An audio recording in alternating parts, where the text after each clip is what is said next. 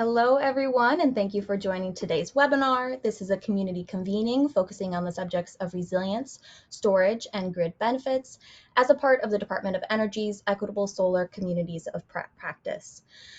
Clean Energy Group is hosting today's webinar, and before we get started, I wanted to start with some webinar logistics for everyone. We are using a newly updated version of GoToWebinar, so if you joined webinars in the past, things may look a little bit different for you all. As per usual, all attendees will be in listen-only mode. You won't have access to webcam, or you can't activate your microphone. You can still engage with the presentation and submit questions through the questions panel. That looks like a small box with a question mark inside of it. You can click on that, expand it, and then submit your questions in there.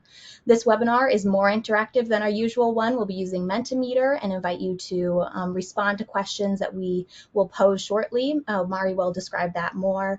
But throughout the Mentimeter portion of the webinar, as throughout the rest of the webinar, please continue to submit questions in that Q&A box in GoToWebinar, as we'll have a dedicated Q&A session at the end of today's webinar as well. A new feature with this update is that you can now enable automated captions. Again, that's a box with a CC inside of it. You can click that. It's a beta version, and try it out and see how that works for you. Lastly, today's webinar will be recorded. You will receive an email with the webinar recording link. You can also find the recording on our website, cleanegroup.org/webinars, and that will be posted, within a couple days after this webinar ends. So as I said, today's webinar is a presentation of the nonprofit Clean Energy Group. Our mission is to ensure affordable, reliable, clean energy is available for everyone. We're based out of Vermont, but we work nationwide to advance a clean energy transition, focusing on climate resiliency and community health, on looking at distributed energy access and equity, expanding battery storage access, and of course, moving forward that just transition and moving away from fossil fuels. One of our project areas in particular that I wanted to highlight is our Resilient Power Project. That's where we're building the foundation for energy resilient communities and really focusing on that community-centered work. We have several programs within this umbrella. But really, it's where we focus on building resilience in communities and amplifying community work and giving communities the tools to advance their own clean energy transitions. And with that, I'll pass it over to today's moderator, Marielle Mango, Project Director at Clean Energy Group. Hi, everyone, and thank you so much for joining us today. Thanks for that intro, Anna. Before I jump into the topic of today's webinar and all the great interactive sessions that we have planned, I wanted to take an opportunity to highlight that the partners that will be participating in this with us, especially for the Q&A, and have been participating in the initiative, the Equitable Communities of Practice effort that I'll be highlighting in a couple minutes here, are great partners. So I'll ask for whoever was able to come today to please be on camera and have your mic ready, and I will pass it over first to Corinne Moss with Massachusetts Clean Energy Center. Corinne, if you want to just introduce yourself in a couple sentences about your organization, that would be great. Hi, everyone. My name is Corinne Moss. I'm a program manager at the Massachusetts Clean Energy Center, or MassCEC. So MassCEC is a quasi-state agency in Massachusetts focused on clean energy economic development. So our mission is to accelerate the clean energy and climate tech innovation that's critical to meeting our Commonwealth's climate goals, while also advancing Massachusetts' position as an international climate leader and growing the state's clean energy economy. So I work on grid issues and electric resilience over here. Thank you very much. Anna, would you mind going to the next slide, please? All right, great. I'm going to hang it over to Ingemar next, please, with Northwest Arctic Borough. Good morning. I'm Energy Manager for the Northwest Arctic Borough, and we are encompassing 11 different villages that we oversee in the northwest corner of Alaska. And we've been running our energy program up there for 16 years now. Good morning. Great, thank you so much. And I can pass it to Broderick with Together Louisiana. Hi, I'm Broderick Baggert. I'm an organizer with Together Louisiana. We help existing civic and people's organizations, religious congregations, unions, nonprofits, to build power organizations to address issues that affect them. We are not specifically an energy focused organization, which sort of makes it that much more interesting that we've been engaged around building a large and growing network of resilience hubs, not because we started with that idea, but because renewable energy and distributed energy resources was what made the most sense. So that was our connection to this conversation, is engaging the community and civic sector into projects that also rely on distributed energy resilience. It's a pleasure to be here. Great, thank you very much. And then I will pass it to Austin with Appalachian Voices. Hey everybody, Austin Counts. I'm the Southwest Virginia Solar and Electrification Projects Manager for Appalachian Voices here in Norton, Virginia. And so Appalachian Voices brings people together to protect the land, air, and water of central and southern Appalachia, as well as to advance a just transition to an equitable clean energy economy in these regions. And so I work in far southwestern Virginia, specifically in the 7 coalfield counties of far southwestern Virginia, through our New Economy program. In that area, we coordinate the New Economy Network as well as the Solar Work Group of Southwest Virginia, which is really looking at bringing a clean energy industry, everything from manufacturing to development, to coalfield communities as a social and economic catalyst for these regions. So happy to be on today. All right, thank you very much. We have sorry, Anna, would you mind just going back to that last slide? I just want to introduce a couple of core team members that I think will be joining us for the Q&A, but weren't available for the intro part. Okay, so just quickly, we have also as part of the core team, James Hasselback, who's the Chief Operating Officer and Employee Owner of Revision Energy. And then if you could go one slide prior, please, Anna. And then also Jared Leader, who is the Senior Director of Resilience at the Smart Electric Power Alliance, or SEPA. If they can join us later on for the Q&A, I'll have them introduce themselves, but I wanted to make sure everyone knew that they were part of the initiative. And with that, I will go ahead and share my screen and we can get started. I'm going to go off camera, and it would be great if everyone else went off camera just to make it easier, and then we'll all pop back on for the Q&A.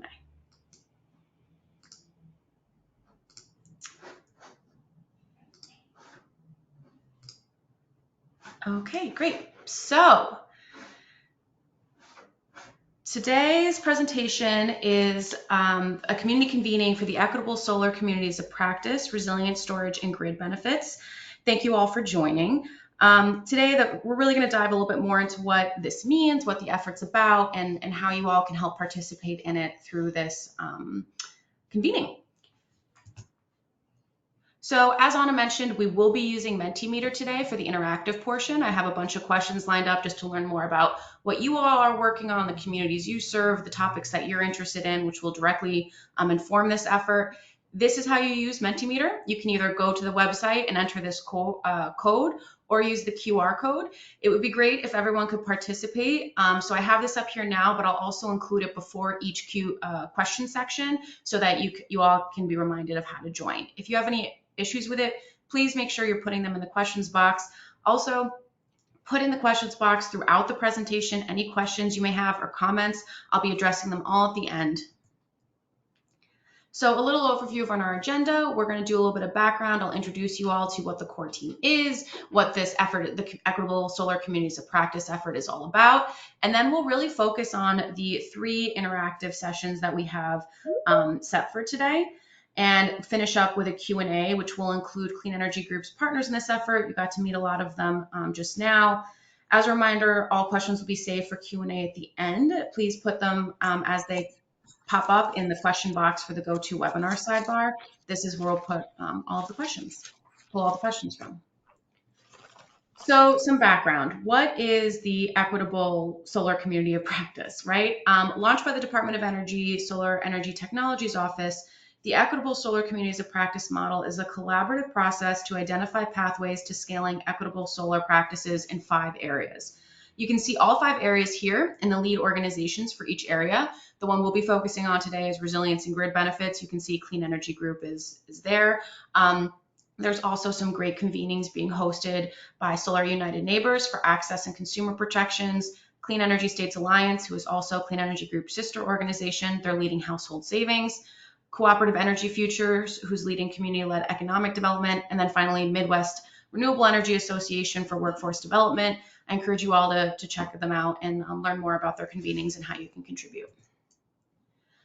So the focus of this convening is resilience, storage, and grid benefits. This team, which is led by Clean Energy Group from the core team members that including the core team members you just met, focuses on household and community level resilience, specifically behind the meter solar paired with battery storage, and how it can be advanced in historically marginalized and underserved communities, which have the greatest need for renewable and resilient power infrastructure, but are least able to access it due to decades of disinvestment, environmental racism, and neglect by industry leaders. The following interactive sessions are building off of an in-depth landscape analysis that explored the best practices, resources, and obstacles in developing behind-the-meter solar and battery resources in historically underserved communities. And we really focus on both advancing actually the technologies themselves for households and critical service providers, as well as the impact that behind-the-meter systems can have on broader grid resilience and public health. The hope for today is for feedback from you all on the topics that were identified through this landscape analysis research, as these are either lacking or not comprehensive. I'll be using the input from today in the final report to the Department of Energy, and at the conclusion of this effort, how DOE and other stakeholders can support the equitable advancement of behind-the-meter solar and storage technologies. So really appreciative you all are here today. It's going to have a direct impact on the final product for this analysis. So with that, let's kick it off. Session 1, defining key terms and stakeholders. This first session really focuses on the definitions and the key terms and the stakeholders responsible for clean energy advancement. What are the key terms associated with the development of reliable clean energy infrastructure? Are they accurate? Are they somewhat accurate? Are they missing a detail? And who defines these terms? Are they the same stakeholders responsible for ensuring the advancement of clean energy technologies, or does that look different? So for our first term, before we get to our first term, I really want to highlight that it's important to recognize that we are not aiming for a perfect definition, right? It doesn't exist. I like this excerpt from a study published in RAND that was supported by the Massachusetts Clean Energy Center, which states power outage resilience terms and their applications varied depending on the perspective of the individual or organization, and were often intermingled with other critical infrastructure concepts. So, building off that, what we're aiming for today are sufficient definitions for terms as they relate to solar and battery storage advancement. No definition will be comprehensive enough to use in every situation, but we really want to highlight what does resilience mean to you all, and what does resilience mean to different communities that are working on this. I've highlighted in the upcoming slides the most common terms and definitions utilized when describing the advancement of reliable and clean energy technologies, with a real focus on solar and battery storage here. There are a lot of this kind of revolves around solar and battery storage. The definitions provided were identified as part of the landscape analysis that I talked to you about before as being the most comprehensive or appropriate for this topic. Later in the session, I'm looking forward to kind of hearing from all of you and seeing your input on as if these definitions are sufficient, and if not, what really they should be including. So for the first definition, we have resilient power. Resilient power is, what do we mean when we say resilient power? In this instance, it's the ability to provide a facility with continuous, reliable power even when the electric grid goes down. Truly resilient power should be clean and renewable, which is the focus of here, solar PV paired with battery storage, and have the ability to provide benefits throughout the year, not just during natural disasters and other power emergencies. I just took a slight detour here just to remind you all kind of what is battery storage. Battery storage is the real focus of this community of practice, along with solar being paired with battery storage. And this is a nice overview of what battery storage really is. It can automatically island from the grid during a power outage to provide backup power to critical loads like outlets, refrigeration, and lighting in the event of an outage. Depending on the utility area, battery storage can reduce electric bills and even generate revenue through grid services like demand management. And then this is important. Truly resilient power is pairing battery storage with solar PV, which equates to better economic opportunities and longer duration backup power as the batteries are charged by the solar array. So kind of from there, if that's what resilient power is there a difference from energy resilience? And there is. If solar paired with battery storage is resilient power, would that be included in energy resilience? And the literature does not really point to energy resilience being dependent on resilient power resources, which basically means energy resilience is a broader term, and as is the case with all definitions included here, does not include mention of renewable energy technologies. So some definitions focus on the grid, while others are really facility specific. I like DOE Office of Energy Efficiency and Renewable Energies definition because it highlights both facility and grid, stating that the focus of energy resilience is on the ability of the grid and facilities to withstand and rapidly recover from power outages and continue operating with electricity to critical services. Later on, when we get into the interactive portion of this, I'm really looking forward to hearing what you all have to think energy resilience includes. Should it include only resilient power and renewable clean energy technologies, or is broad energy resilience the most beneficial way of describing energy resilience when you're working in underserved communities?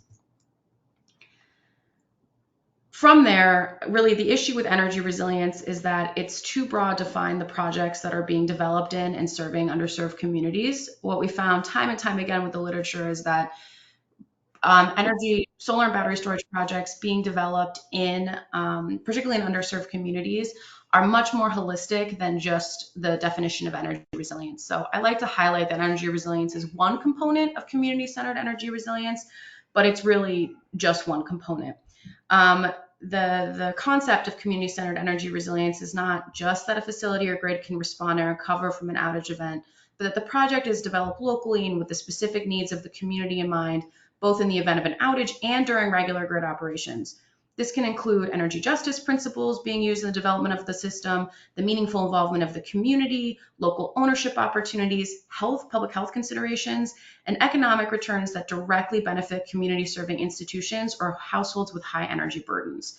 So it is a much more comprehensive definition of developing an energy resilience project in a community, and thus the community-centered energy resilience focus. Finally, before we kind of jump into case studies and actually interactive session, I like to include this slide to address who is involved in advancing solar and battery storage, especially in developing the equitable advancement of solar and battery storage programs.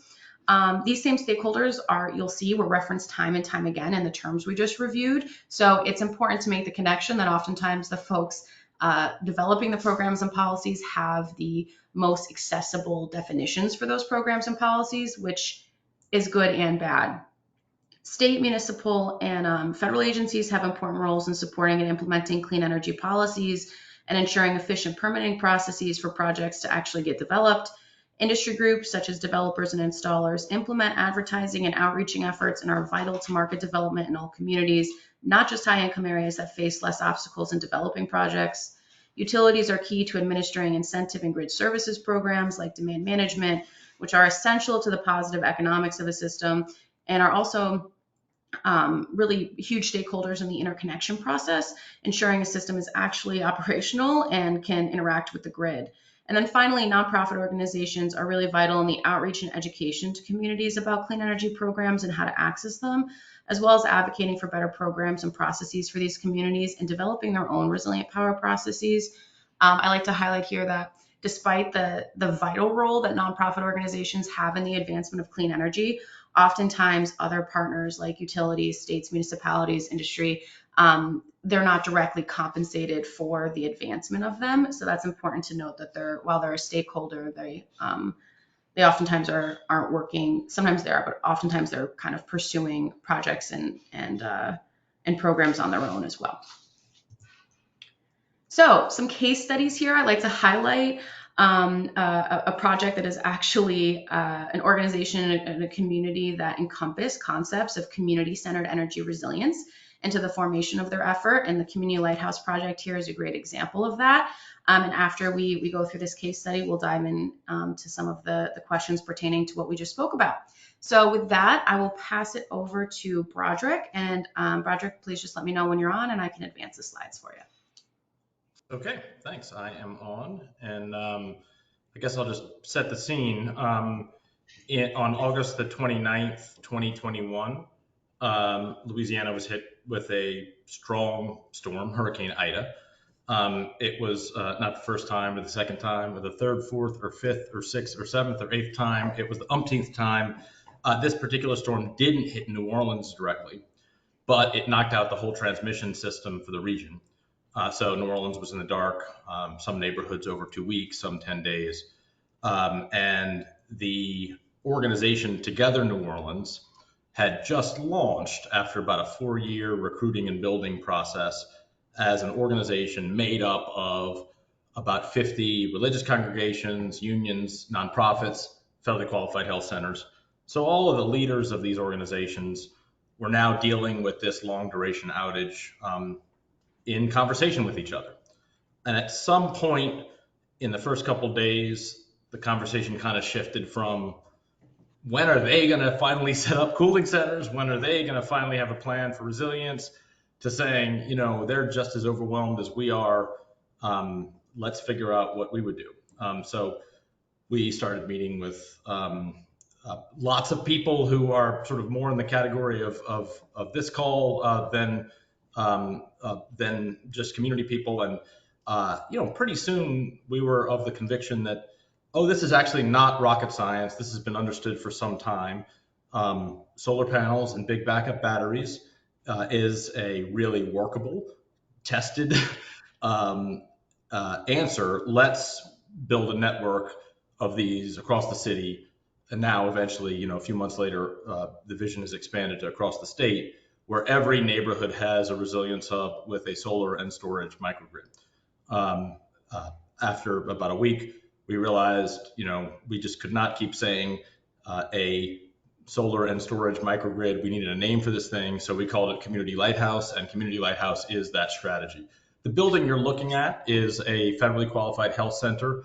When it lost power in Ida, it actually had a diesel generator, but it didn't work. I mean, it basically ran for a few hours and then stopped. That became the first site.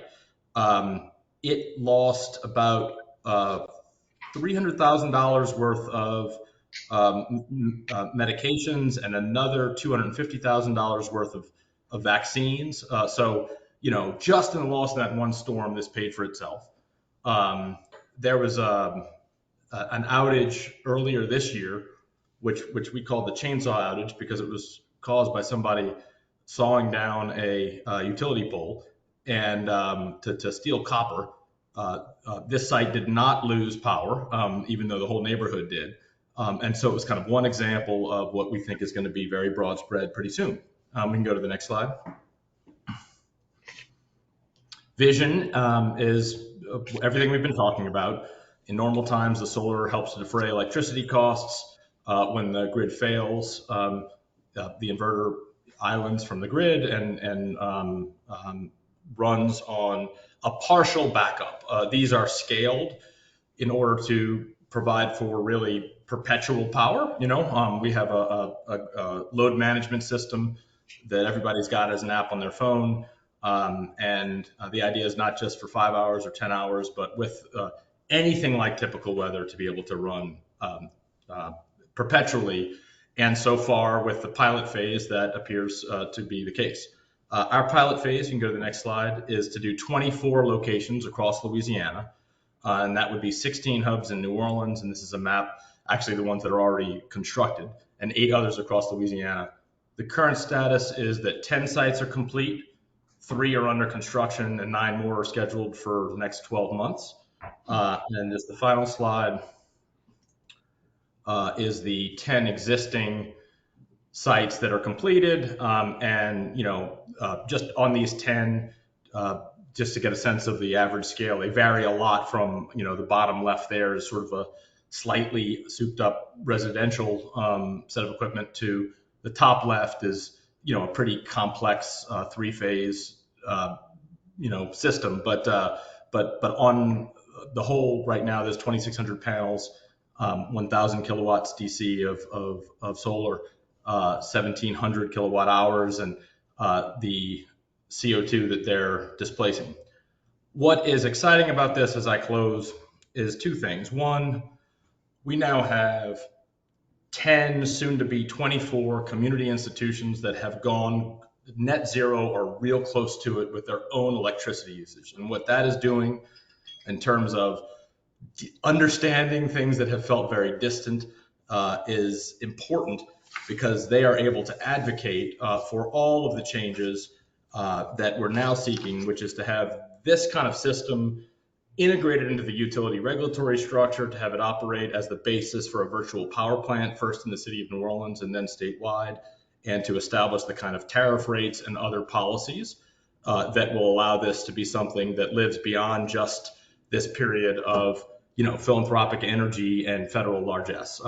We're excited about what's happening under the infrastructure bill. The Inflation Reduction Act has been absolutely essential. The support from the Department of Energy.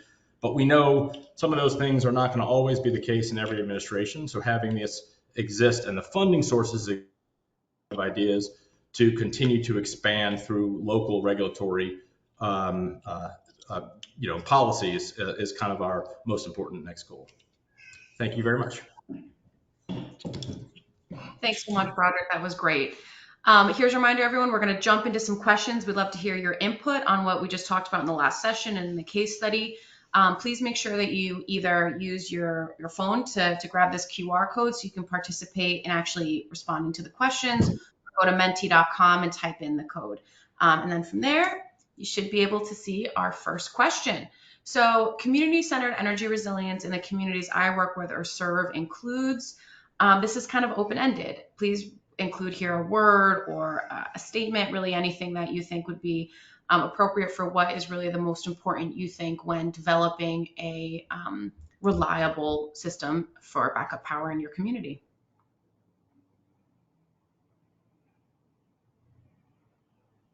I'm sorry, Mario, is that for me or is that for? Oh, sorry, Bart.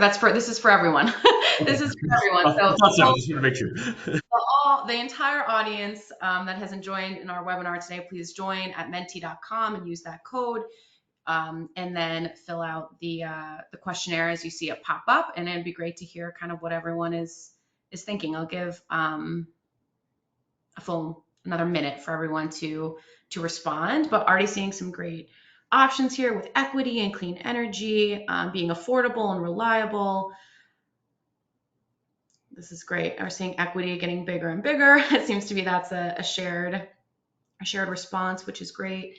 Rural and urban development, residential, having net metering options, private partners is an important piece, as well as inclusive design and access. I see some responses still coming in here, so we'll give another minute. The more, the better. So thank you all for putting these in. These are all great. Profitable, it's a very important piece that we'll talk about later, and obstacles to development, weatherization, planned in collaboration. Last 30 seconds here if anyone wants to put some stuff in. This looks great. It really looks like equity and reliability are at the top of what everyone's thinking, which makes sense. And everything else that's coming through in terms of like the location and how a project is formed is incredibly helpful. So thank you for your responses. We will move on to the next question, which is resilient power, ... This is a scaling question. It's an agree or strongly disagree or somewhere in the middle. Do you think resilient power only consists of renewable and resilient energy technologies, in this case, solar and storage? Must include resilient renewable energy technologies, but doesn't only have to, right? That second one there is saying it has to be included, but it doesn't have to be really the definition of what resilient power is. Or lastly, resilient power is really any system that provides reliable backup. It doesn't matter about the technologies. I think this is interesting here as people are answering because the literature, as we spoke about earlier, really points to a lot of different definitions, and all of them, though, pretty much just circle around reliability or clean energy technologies, but oftentimes it's clean energy technologies isn't the main focus, whereas at Clean Energy Group, we very much define resilient power as solar and battery storage, but it doesn't always have to be. And I think the responses here are really showing that it should be a piece of it, but that it doesn't necessarily have to be the only piece of designing a resilient system.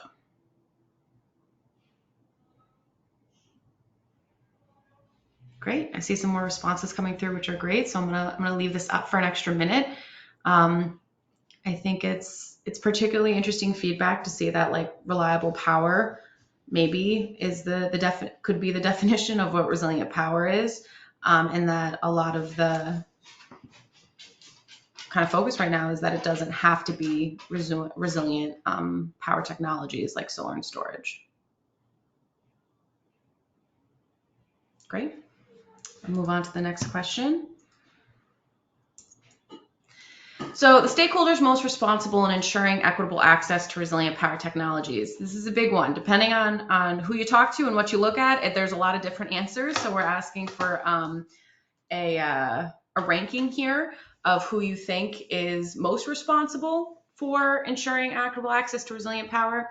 I know it's a tough one. You could have a bunch that are tied, but to the best of your ability, who should really be in the driver's seat for ensuring that there's actually like programs and policies available that ensure folks have access to resilient power technologies. In this case, I'm defining it as solar and battery storage in underserved communities, especially. Yeah, this is great. I mean, the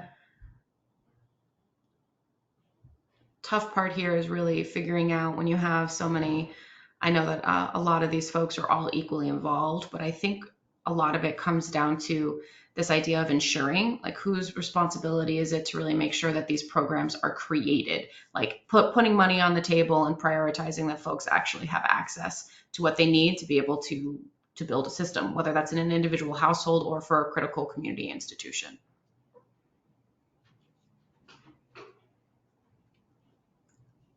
Great. We still have a bunch of responses coming in. I don't want to rush everyone, so we'll give an extra 30 seconds for this question. It's interesting to see that currently right before none of the above or other is industry leaders and installers and developers, whereas utility and state agencies keep kind of flip-flopping back and forth between first and second as being the most responsible for getting these programs out there. All right, I'm going to go to the next slide. Resilient power prioritization. So resilient power here, solar and battery storage. Where should programs be focusing? Should it be households, healthcare, municipal facilities, community serving facilities, first responders facilities? If there had to be there's only so much money in a bucket available, where would really the most bang for the buck come from and serve the most amount of folks or the most vulnerable folks? And where should that money be going to help people access solar and battery storage technologies and access the most benefits of it?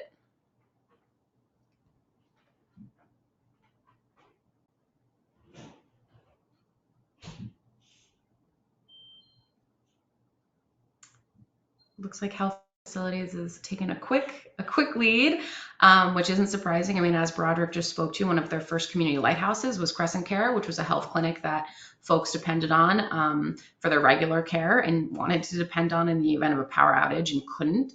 They had generators and they still weren't reliable enough to keep everything operational in all instances. So having extra redundancy there would seem to be definitely a major priority.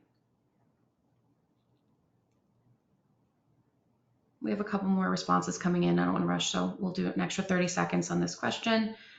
I have community serving facilities here as churches and community centers as an example. It really is an all-encompassing umbrella for community-based institutions that serve people in their day-to-day lives.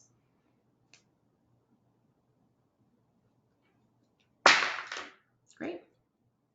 Thank you all so much for participating in the first session Q&A. We're going to be able to, the first session questions. We're going to jump into session 2, which is actually talking about the value of resilience. This is hands down, I think, the most, the biggest topic and the one with the most amount of innovation available to be made. Really, how are solar and battery storage projects monetarily valued?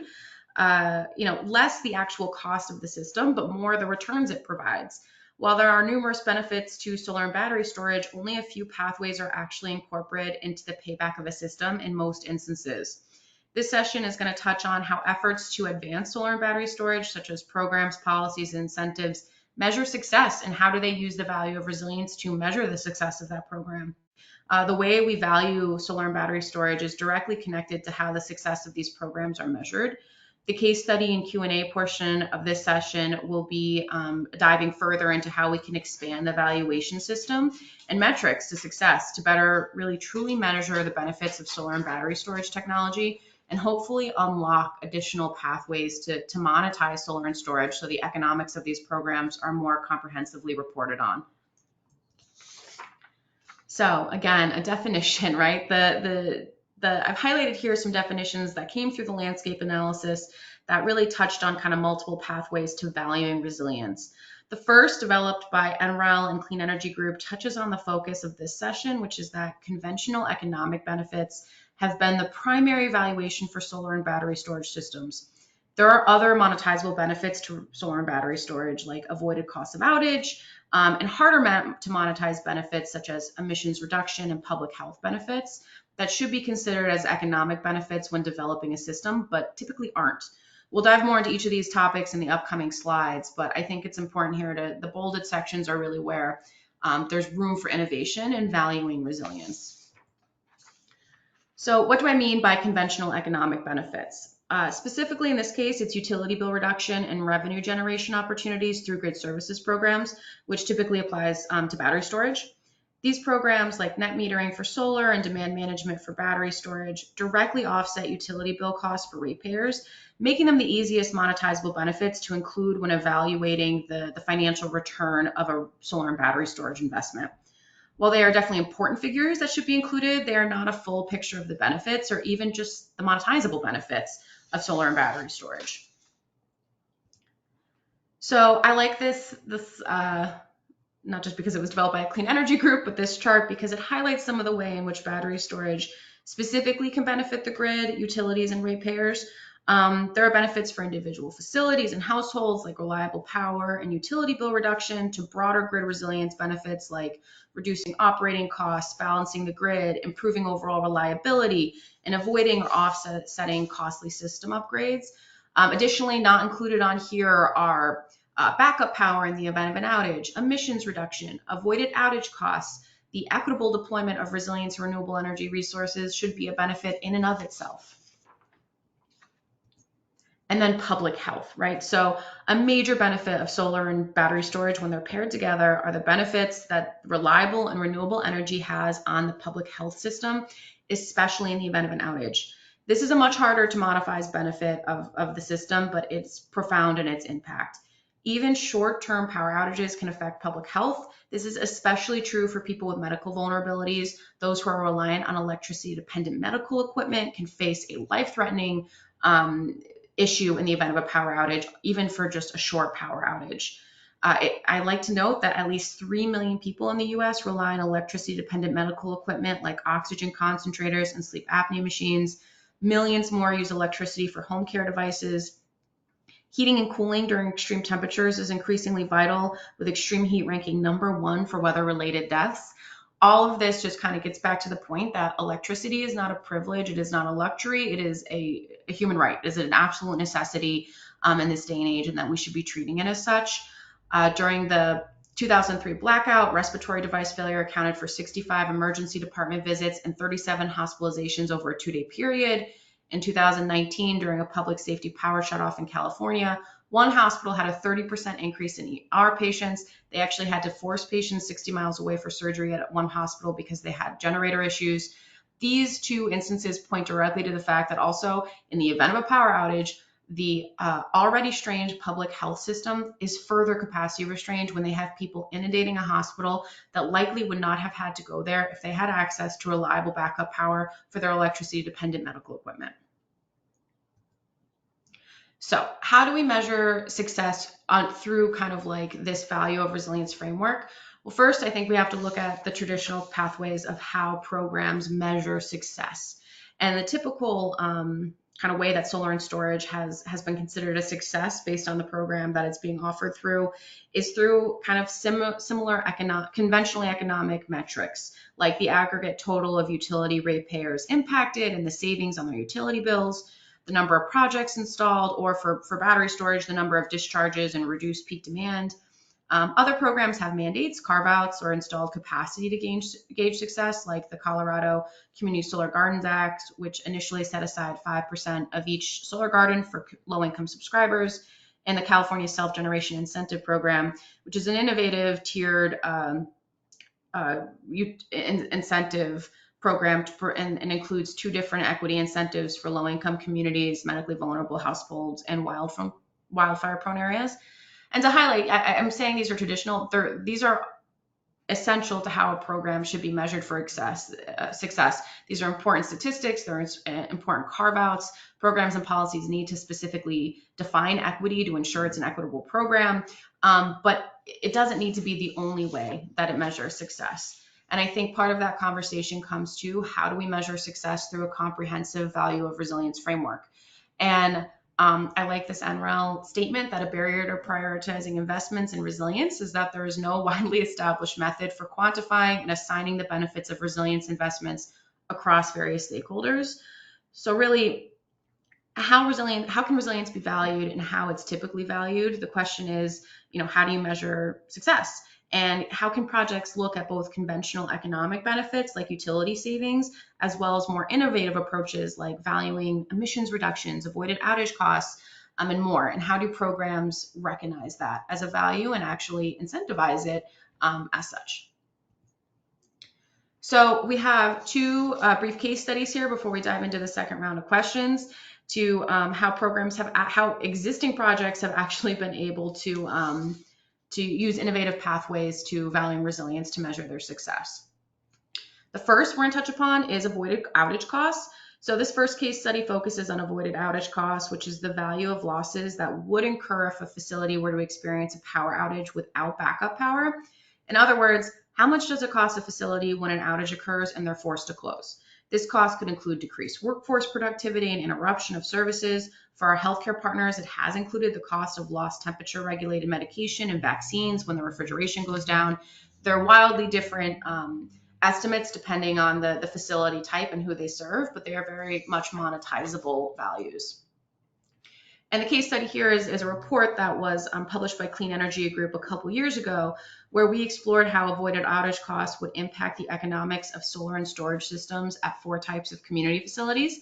For this report, we looked at schools, nursing homes, fire stations, and multifamily affordable housing across 5 cities in the Southeast. So Atlanta, Georgia, Charleston, South Carolina, Miami, Florida, New Orleans, Louisiana, and Wilmington, North Carolina. What our analysis found was that while solar was a positive investment in most cases at most cities and most facilities, and battery storage paired with solar was a positive investment in a few instances, when factoring in the estimated economic benefit of avoided outage costs, solar paired with battery storage resulted in positive economics for all building types in all cities. So while each facility had its own avoided cost of outage to calculate, and there's effort there in making sure that it's accurate to your particular facility, and it's very dependent on your services, it's a very real figure that can completely change the economic return of a system when evaluating that return. So this is just a really good case study here of how just one additional monetizable benefit, including that in analysis, in this case, avoided cost of outages, can completely change how a system is viewed in terms of its payback and if it's worth making the investment. For our second case study, I'm going to pass it over to our partner at Northwest Arctic Borough, Ingemar Mathiasen, to talk about their work with a community microgrid project that serves native villages in remote Alaska. So Ingemar, I can pass it over to you to take this. Just let me know when to go to the next slide, please. Thank you, Muriel. So the Shungnak Community Microgrid Project is located in Shungnak, and Inupiatville is located in remote Alaska, and is locally owned and operated by the native village of Shungnak and the native village of Kobuk. They're tied together with an intertie. So we're talking about 2 communities here above the Arctic Circle that is having a solar microgrid. The microgrid consists of solar and battery storage, which works in tandem with the existing diesel power plant. Solar and battery storage provides hours of diesel-free energy and stabilizes the grid in event of the diesel generator failures for the 340 residents across the 2 villages. The solar battery storage provides 8 to 10 hours of backup power, and batteries alone can provide 2 hours of continuous backup power. Go to the next one.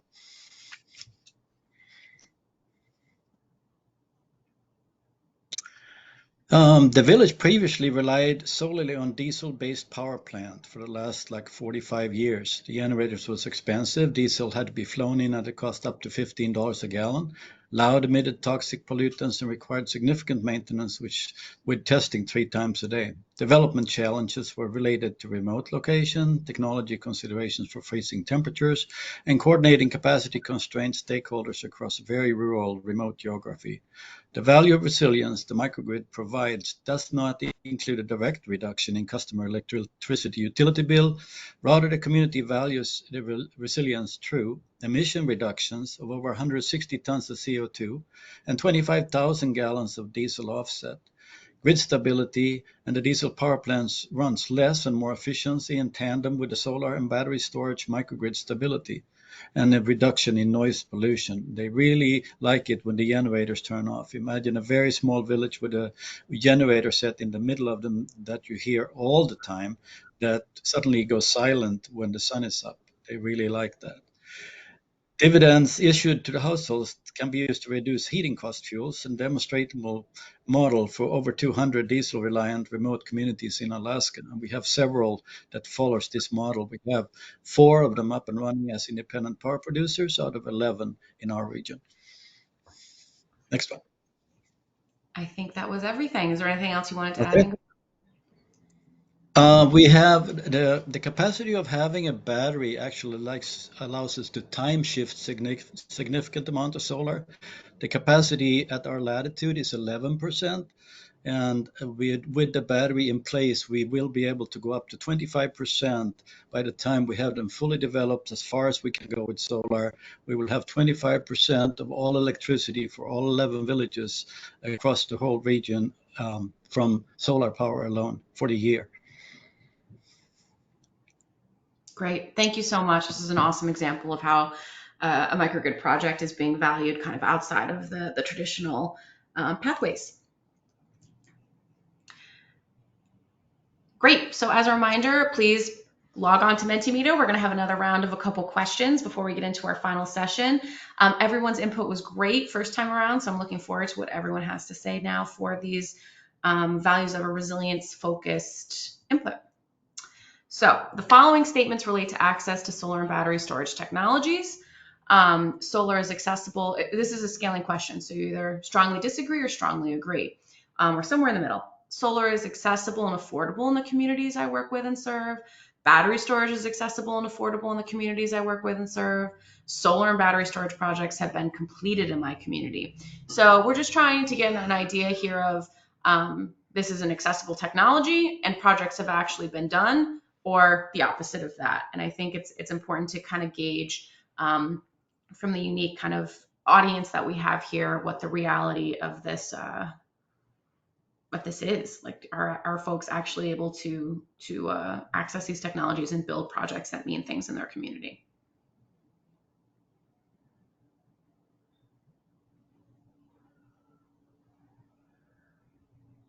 So far, it seems kind of like meh. It's not incredibly surprising that solar is slightly edging out battery storage in terms of accessibility. Real life kind of projects and the literature both points to the fact that solar is a little bit, not only is it more affordable with more direct economic returns, but it's just a technology that more folks are aware of. Battery storage it's more expensive, even though costs are coming down. There's less knowledge around it, and some solar installers just don't even provide battery storage, so it's not part of the conversation, even if it was economically viable for a household or a community institution. But it does look like from respondents that about half of you have a solar and battery storage project that was completed in your community, which is great and progress, I think. There's a couple more responses coming through, so I'm going to give another 30 seconds on this question before we move to the next. Great. So next up, the most important benefit of battery storage is, so we're focusing on battery storage here. Reliable backup power, economic benefits through grid services and utility bill savings, emissions reduction, local community ownership of renewable energy resources, or a clean alternative to diesel generator. If you were to rank these, what would you say is the most important benefit of battery storage and the least important benefit? I know it's a tough one to rank, but I think unsurprisingly, reliable backup power is leaving the answers here. It's worth noting that before battery storage was more widely used and actually being implemented in resilience hubs, and there were household programs for battery storage, participation in grid services. A lot of commercial and industrial folks use battery storage specifically for the economic benefits, and it had nothing to do with reliable backup power at all. So to see the move towards more community-based and community-sited reliable backup power development and having the reliable backup power be the priority is real progress. But economic benefits are definitely absolutely necessary, right, to be able to justify the installation. Add just 30 seconds on the clock here for folks to finish writing in their responses.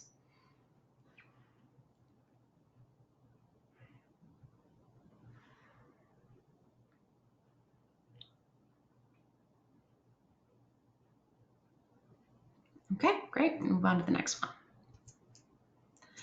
So what are the most important values of resilience when considering how resilient power projects, so in this case, solar and battery storage, will benefit the community? I know this is similar to the question before, but there's really kind of like this idea of monetizable versus harder to monetize benefits of the value of resilience. And what do we think here would be the most important to have as like a line item with a dollar figure connected to it to be able to truly show the comprehensive benefit the system has for the community?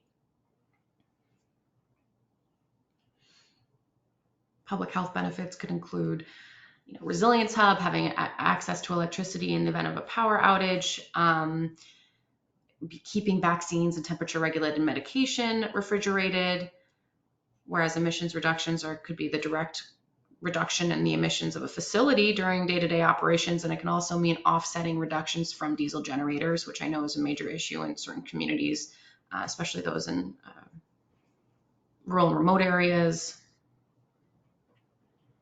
Broader grid resilience is also a real consideration. How do we kind of rising tide lifts all ships? How can folks that actually take advantage of solar and battery storage improve broader grid resilience for folks who can't have access to solar and battery storage for whatever reason, either because they can't have it on their roof or a community institution doesn't own their facility, for whatever the reason may be? How can everyone benefit from these technologies, not just the ratepayer actually having it installed?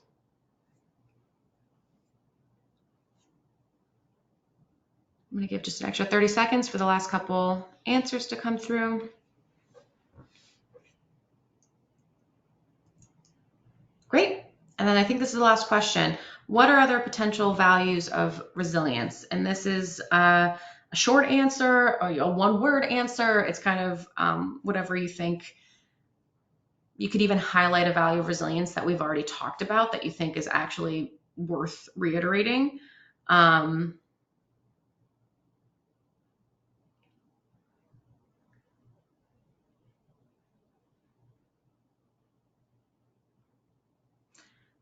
You could also put in potential values of resilience that are different technologies. Is a value of resilience energy efficiency? Is a value of resilience clean energy in general? Is it local ownership? Is it market expansion or equitable design of programs? All of these are great. Energy sovereignty, community growth, adaptability to climate change, energy efficiency of public buildings. Safety is a big one that I didn't highlight, but is definitely a huge part of the conversation. How can solar and battery storage actually improve community safety through reliable backup power and grid reliability improvements? Energy democracy, widespread community benefits. These are all great. indoor air quality, national security and ease of mind, weatherization, seeing a bunch of energy efficiency related ones pop up. That's really a great piece of resilience can be valued not just through solar and storage, but through complementary technologies. I'll just have 30 more seconds here. I see a couple more answers coming in.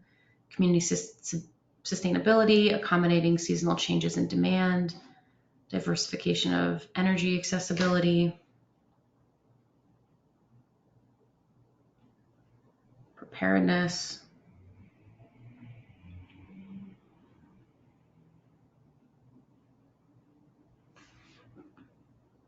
Great. Oh, sorry, I take that back. There was one more question. How should agencies measure success for programs that promote equitable solar and storage development?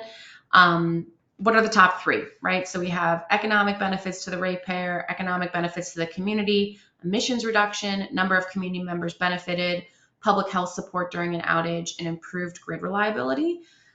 This question is really just asking what are the top three ways that you can promote an equitable solar and storage development? What do households and community-based institutions need to actually get these projects off the ground? What are the things that we should really be looking at as the top three priorities?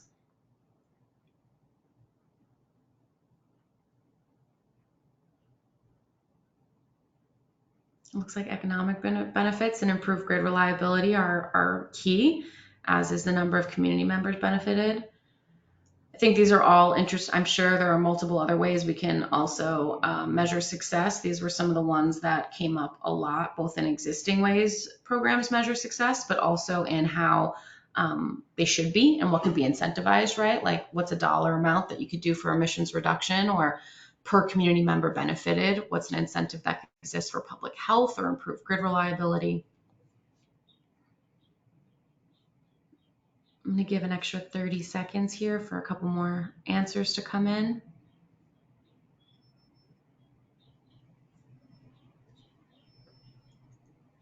Great. Oh, so our final session is barriers to development, overcoming barriers to solar and storage. For our final session, the focus is going to be on barriers to developing solar and battery storage resources, again, specifically the equitable development, so those that serve underserved communities. The following slides are from a Clean Energy Group report prepared from the responses to a survey to community partners regarding the development of solar and storage installations. The findings detailed here reflect data from approximately 60 responses received. So barriers, right? 65, the respondents, which included affordable housing and community serving institutions like churches and community centers, indicated that the primary barrier was a lack of information about battery storage, followed by technical issues and lack of financing. The project was not economically feasible, and permitting and interconnection issues all came like in a close third. The idea here is really to look at the responses of the facilities that are actually serving low-income communities, communities of color, medically vulnerable communities, in terms of why haven't you been able to develop a project, or why has the project you developed not come to fruition.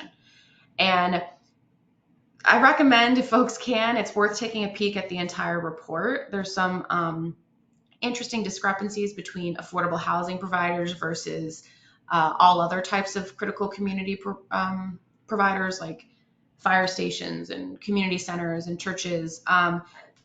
Fire safety being one, affordable housing providers had much more of a concern for fire safety of battery storage than did community-based institutions. Also, permitting and interconnection issues, technical issues, and lack of information about battery storage was across the board for all partners that responded, the top three issues, whereas lack of financing options and the project not economically feasible it was prominent for both types of institutions, but other community-based organizations that weren't multifamily affordable housing ranked those incredibly high. So this is like an aggregated version of all that data. So barriers to solar and storage project development. We have a breakdown of lack of financing options as well as the level of existing knowledge on solar and storage technologies. So the real takeaway here is that you can see that over 60% of respondents had either encountered or expected to encounter financing issues when developing their solar and storage project. Over 65% reported no to some knowledge of solar and storage technologies. I highlight these barriers because these are immediate barriers to project development. You'll see there's also, if you look through the greater report, there are huge numbers related to interconnecting and permitting issues. All of these are incredibly important, but they come later in the process, right? If an organization does not have in-house knowledge or the capacity to explore solar and battery storage resources for the facility, how can they be expected to develop a project? So even if you can get an analysis for a project for solar and storage at a facility completed, if there aren't competitive, easy to access finance solutions, then even the best incentives and economic projections won't get a project past the finish line if they don't have the necessary cash to pay for a system out of pocket, which honestly most households and community serving institutions just do not, are budget restrained, capacity restrained, and can't pay for a project. Even with the best economic situation and great incentive structure, paying for that difference out of pocket is difficult. And what we're actually seeing is that the federal tax credits that are now available to nonprofits and households, and the adders available for energy communities and low-income communities, which are great and a very big deal, are still kind of a hurdle because you have to wait those 12 to 18 months to actually be able to get reimbursed for the equivalent of the incentive. So a lot of, this is true for community facilities, a lot of community-based organizations, affordable housing providers, nonprofits in general, don't know how they can kind of bridge that gap between what they have to outlay and then getting reimbursed for the incentive. And people don't want to have to go to some crazy high interest rate bridge loan or figure out how to reduce services until they can get reimbursed. And that's a major problem. So the case studies focusing on this section are really, we're going to focus on technical assistance because that's something that you can do upfront and immediately to be able to provide a foot in the door into solar and battery storage project development for community-based institutions and even individual households. But the purpose of this case study is really to focus on community-sited solar and battery storage resources that are located in a community serving facility like affordable housing, community center, church, food pantry, the list goes on, fire station.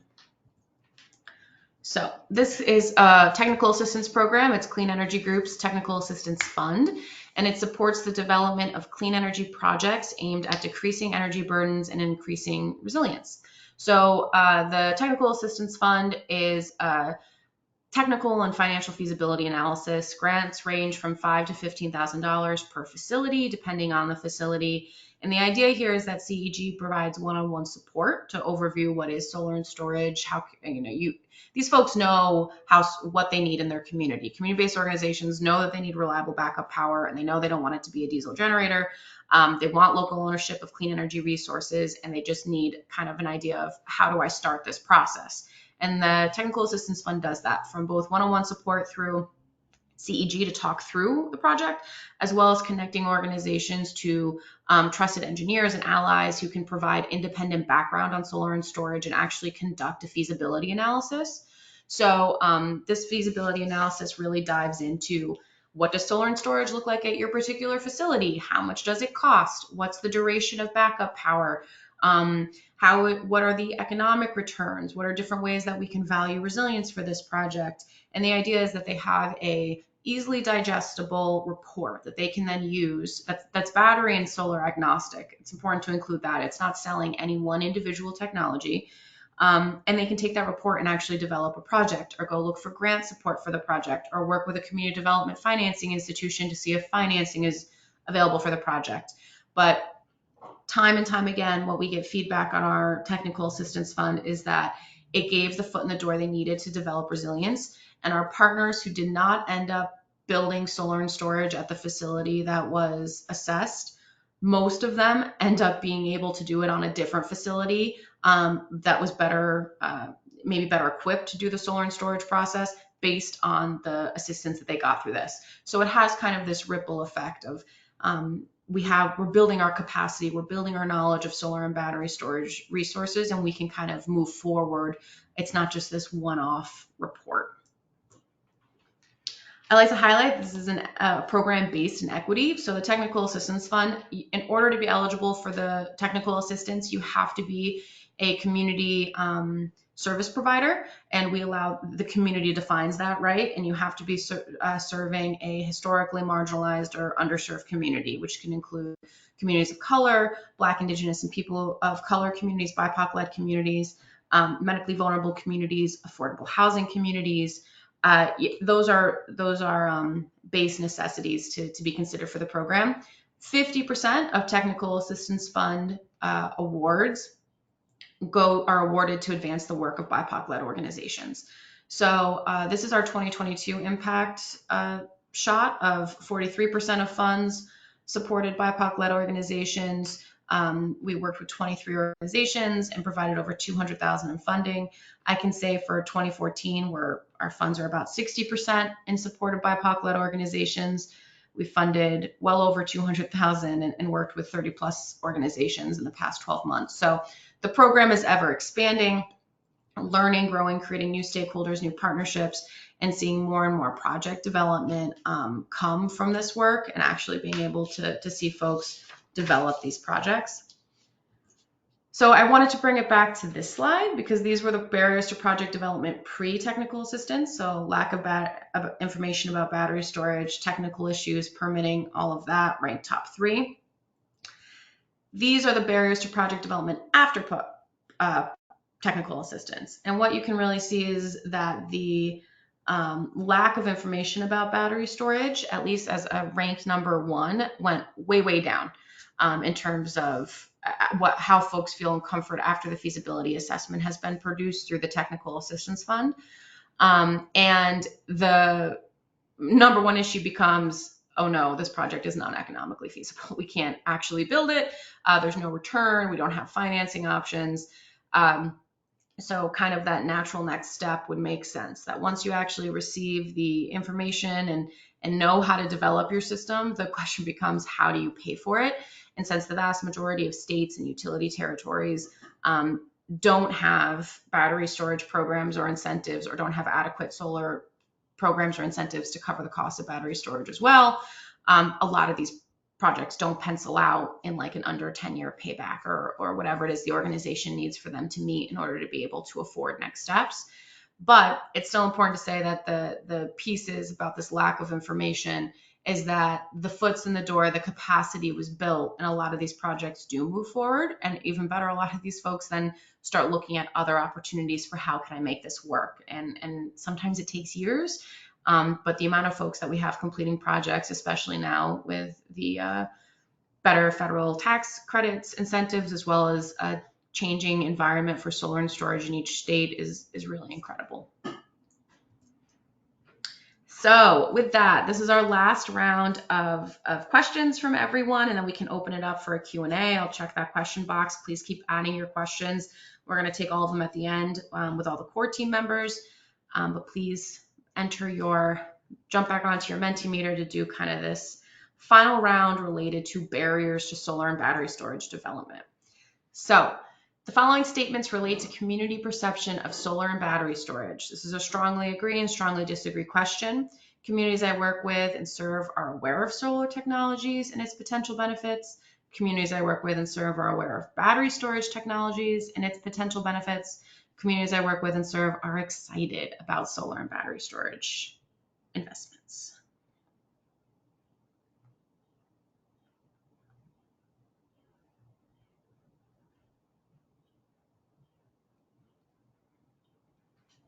Again, similar to the scaling question we had the last session, it's not surprising to see that there is a little bit more understanding and awareness of solar technologies. They've been around a lot longer. There's more familiarity there, whereas battery storage is still a newer technology for a lot of folks, and a little bit harder to, I think, wrap your head around in terms of how it works. But essential, right? We work with a lot of community-based organizations who were confused that their solar array didn't provide backup power. And that was a lack of awareness on the installer's end and not letting them know solar can do this, but it can't do this in the event of a power outage, which is another reason why solar and battery storage as a combo team is really great, because they work in tandem and really provide the optimal resilience. Kind of like middling on those that are excited about solar and battery storage. I don't know what I expected there. We have a couple more responses coming in, so I'm just going to give it another 30 seconds.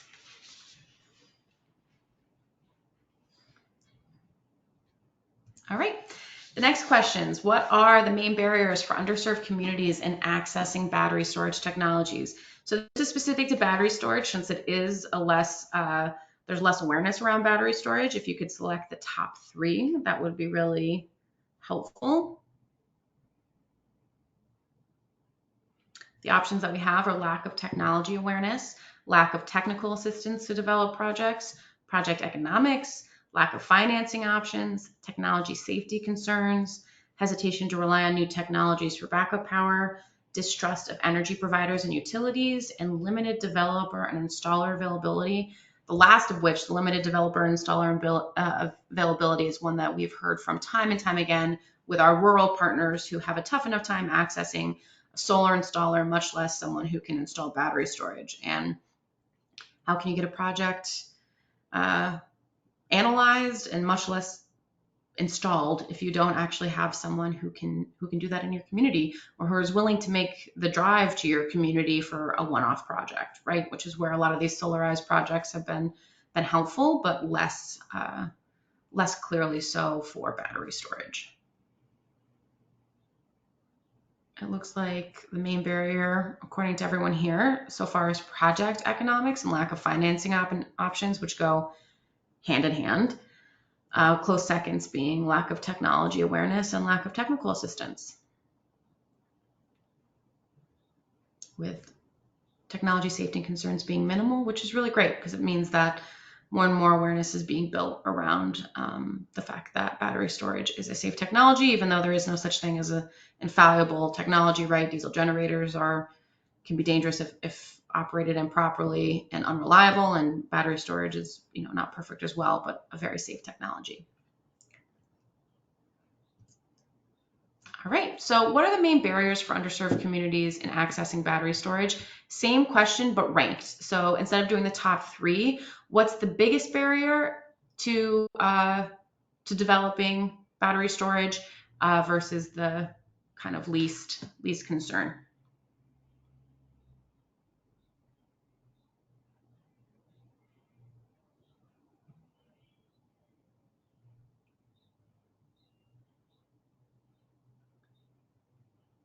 So it looks like the number 1 barrier so far is lack of financing options, followed by technology awareness and project economics.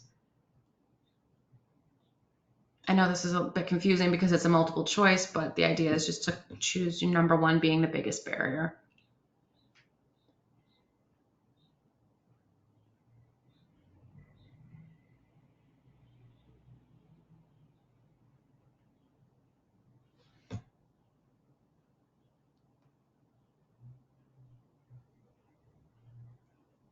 Great.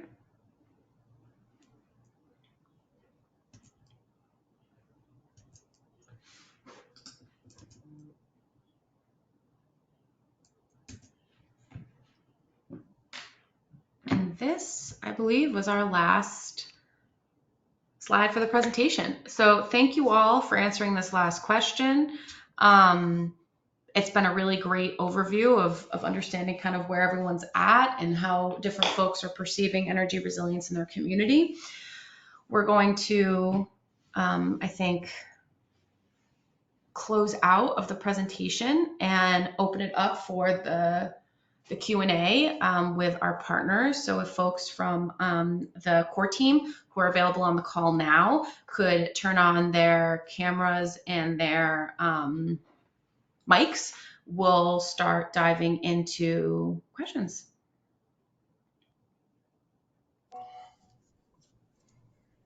Just give me 1 second here to get the presentation off the screen, and and stop sharing.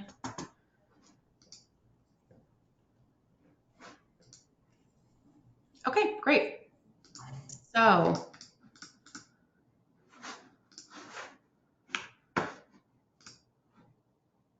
hi, everyone. Okay, thanks again. I wanted to just pass the mic over quickly to two of our core team members so they can introduce themselves. They weren't here for the first round of that. And I can start with you, James, if you want to go ahead. Hey, good afternoon, everybody. Thanks, Mariel, for a great presentation, and Ingmar and Broderick for sharing some of your success stories. James Hasselbeck, I'm the COO of Revision Energy. We are a developer, engineering firm, and ultimately installer of solar panels, energy storage, and a variety of other clean energy technologies throughout the New England region. Great. And Jared.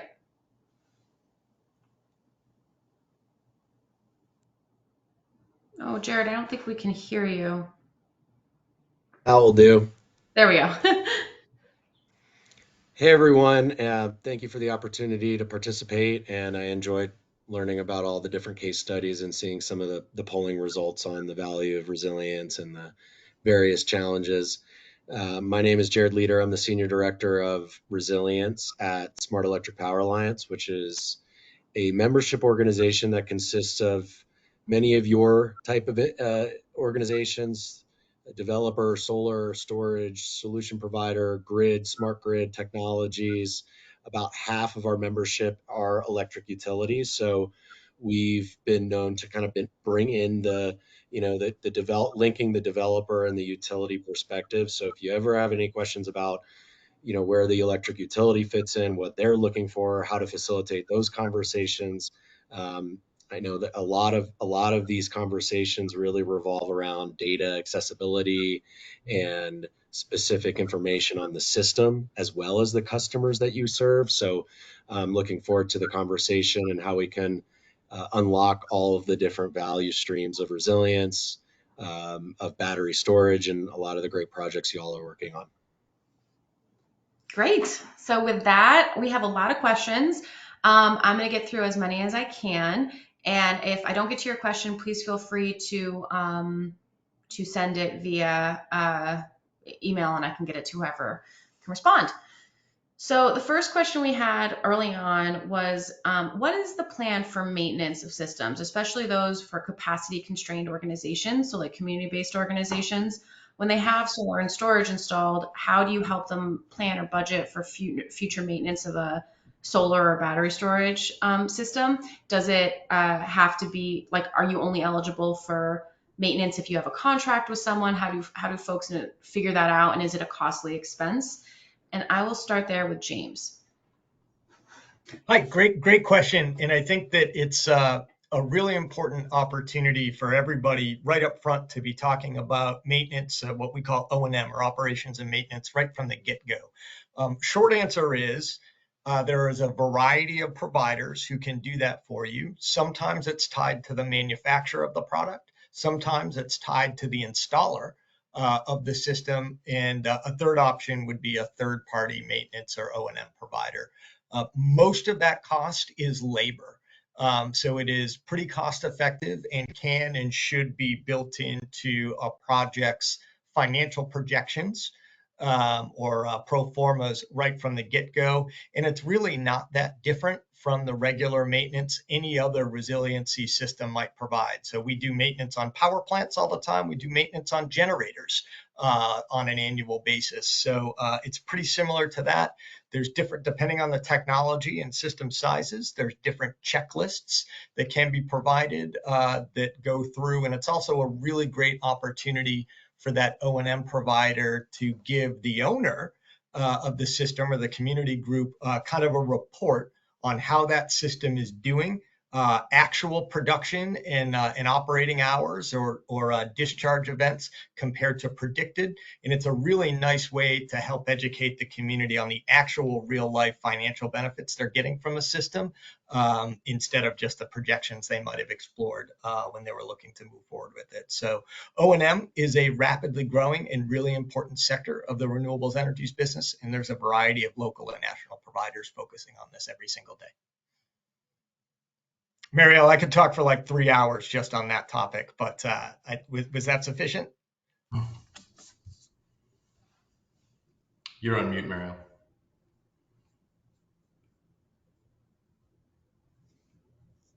You got muted, Mariel. I was just gonna say that that's plenty. Thank you, James. And if we get any more follow-up questions, I'll make sure to ask you. Does anyone have anything to add before we go on to the next question? I'll add on that just kind of how we've handled it. In our case, Together Louisiana is the owner of the systems. The individual community organizations are the site host, and we have an energy services agreement, which gives those individual sites access to the solar electricity that's generated, the value of the battery in terms of time shifting that and other benefits. And then they have a energy services contract with Together Louisiana, which is a monthly fee that is so far we've been able to make it lower than their savings. So they're seeing net savings from the very beginning, and that covers maintenance and operations and insurance, which is another of the ongoing costs that at least in our part of the country has been escalating. So we then have a contract with exactly the folks that James mentioned, the installer for a certain number of years, and then the third party for the rest of the years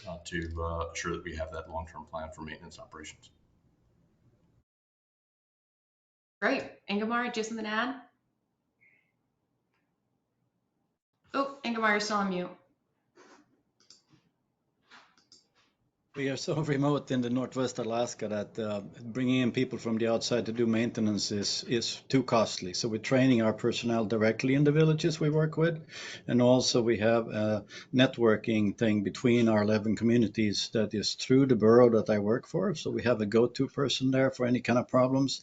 But we're trying to, as much as possible, make sure that we can handle everything on site, or at least sharing between different villages, best practices and equipment if need be, to minimize that outside cost. Great. And then we have one quick follow-up for O&M costs, so I'm gonna ask it. Are there, just to clarify, and I think James, this is to what you were speaking about, are there O&M costs that are lower? Is it lower, like if you just have a solar system versus solar and storage, or is it kind of like it's insignificant, the difference between maintaining a solar only versus a solar and storage system? I would say a solar plus storage system would have a higher annual maintenance cost because it's just more things to look at and test. I think it's fairly insignificant, at least in our experience here. The difference is fairly insignificant, especially compared to the overall savings. But because O&M is essentially labor, if you're going to look at more stuff, it's going to cost a little bit more. Great. So this question is, my community is planning to replace several older generators in the coming years. Any thoughts on how to help shift conversation to clean, resilient solutions instead? These happen to be at fire stations and police stations, and they're looking for 100% reliability, and there's a real perception that battery can't deliver that. Has anyone here worked with first responders in general on supporting them through the solar and battery storage process and building that awareness? CEG can speak to it, but I would also like to hear from groups. I can say in our experience, our partners that have worked with fire stations and police stations have really relied on an early adopter model where they have one fire station, one police station, one first responder that really is bought into the notion of solar and battery storage and understands the benefits of it. And once that one makes the investment, they see a domino effect of other fire stations, police, first responders in general, folks where you absolutely need that backup power, adopting it because they can see that in a different state or in their neighboring community, solar and battery storage is used, it's reliable, it's working, it's saving them money. These are also usually the municipalities that have some sort of a permitting process that's not too difficult to adhere to. They're kind of like early adopters, easier projects, and that makes all the difference. I'll also say, talking to folks about the fact that you don't have to ditch your generators if you don't want to, or if you want to have that added redundancy and include a generator. It's not about perfection, right? If we work with plenty of facilities who have adopted really robust solar and battery storage systems that still include a diesel generator for that added redundancy. And to be clear, solar and battery storage can make diesel run more efficiently. It can make the system better overall. So these don't have to be two separately interacting pieces. And I think Ingemar touched on that during his presentation as well. They can interact together, and they can, solar and storage can make the diesel generator better. So those are the two pieces I would touch upon. Do any of our partners have anything to add in terms of kind of this awareness building solution for first responders who might be hesitant to adopting a new technology? I've got one. I worked with in Wisconsin. SEPA worked with the Prairie du Sac, which is a small municipality in Sauk City, Wisconsin. And they're no strangers to major emergencies or events with winter storms, but they were fairly hesitant with new technology. They did have an emergency generator, so they understood the value of backup power. They also understood the value of reducing their demand charges, and they had a great relationship with the municipal utility because they both were municipal entities. So they, that was a really great partnership. They weren't necessarily hesitant once they learned that solar and storage could be utilized for backup. They were incentivized with a small grant, which helped with some of the upfront costs. But I think, if you take costs out of it, if you are able to make it pencil, looking at these different types of emergency response, emergency operating centers, police stations, fire stations, if they have existing generation, we've had a lot of success with those conversations. And then furthermore, the American Red Cross has a great database on all these different facilities that dually function or dually are applicable as an emergency shelter. So, with schools and community centers and these types of government facilities, they might also double as an American Red Cross facility. So it's something also I encourage everyone to take a look at as you all kind of select different customers or sites to build these types of solar storage microgrid. Great. I can pass it off now to Ingemar. Your hands up. So yeah, when we started our projects, the first solar projects we didn't have batteries, and then we added them in. We also have some wind projects in some of the villages to stabilize it. In the case of the IPPs, the utility did not want the responsibility of the battery, so the battery ended up in the hand of the IPP itself. So the tribe owns the battery and operates it to the best value of the community with a handshake to the utility of what is the best practice. So we're actually going back and forth and using it for various things, and it's actually controlled from the IPP side of the equation. Great, that's helpful. James, did you have something to add?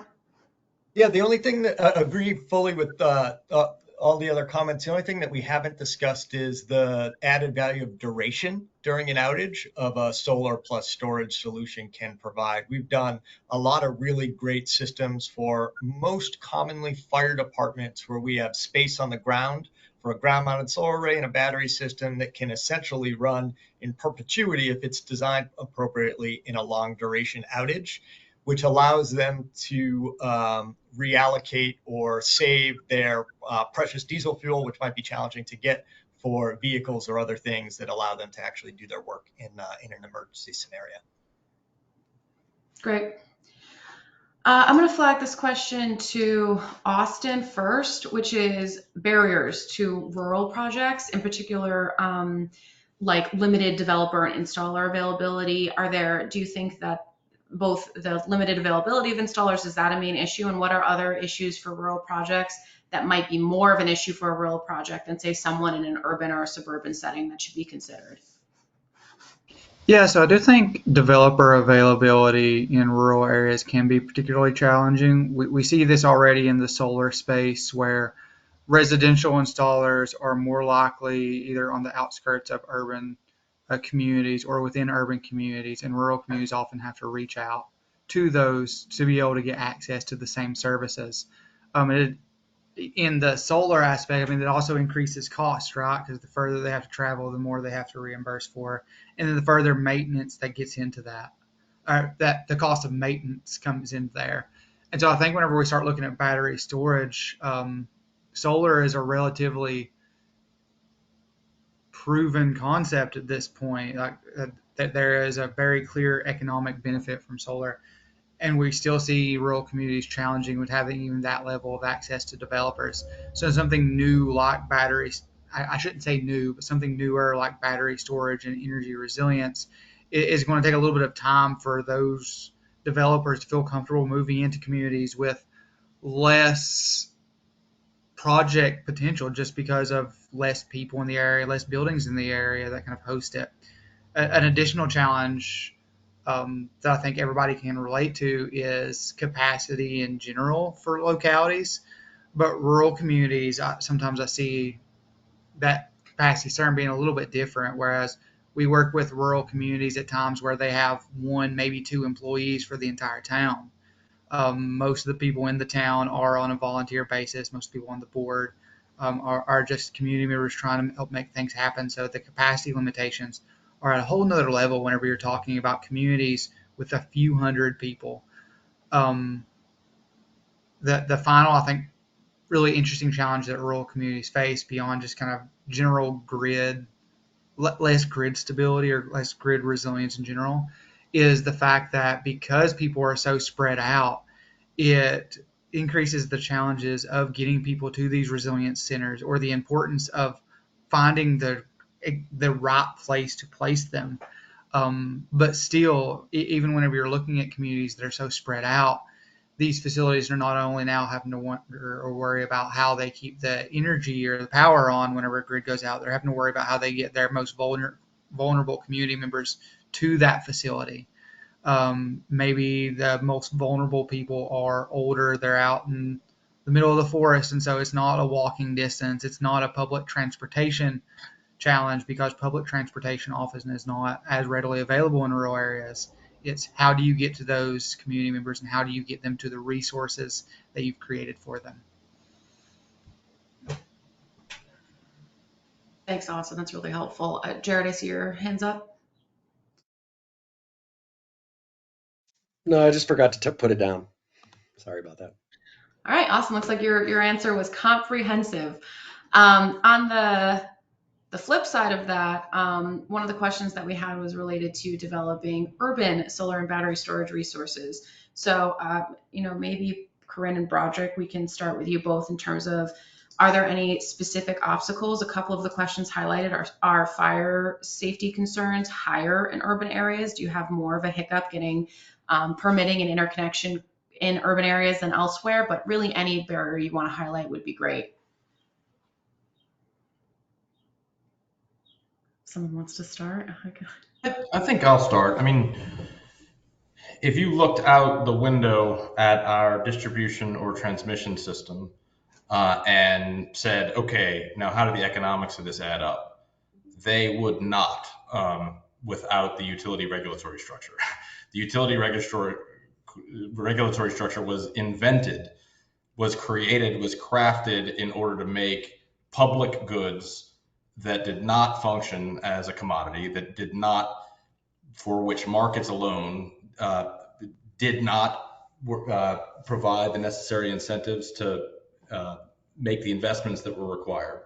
They created a structure which differs in different places, right? But the end result of that is to say things we need because of this legal structure provides the compensation and incentives that make it happen. And that structure was built about 100 years ago, has been tweaked here and there.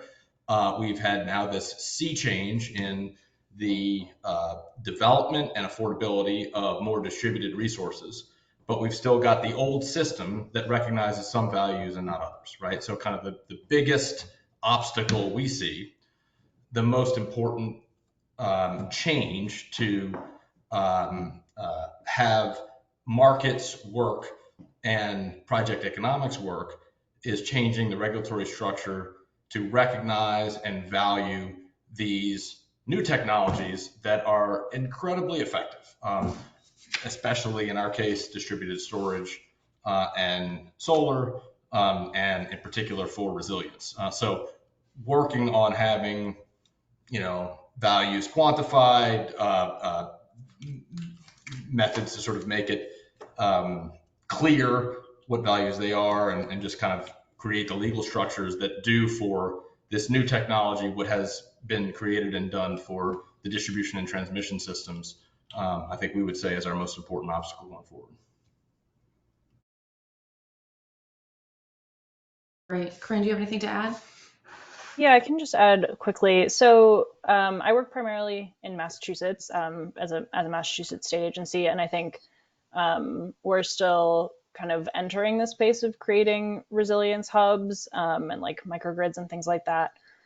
But two issues that I can certainly foresee in really dense urban areas are just capacity on the electric grid to add any sort of resource. It can be really challenging, especially in like the greater Boston area, to electrify. There are just some circuits that are already sort of overloaded. So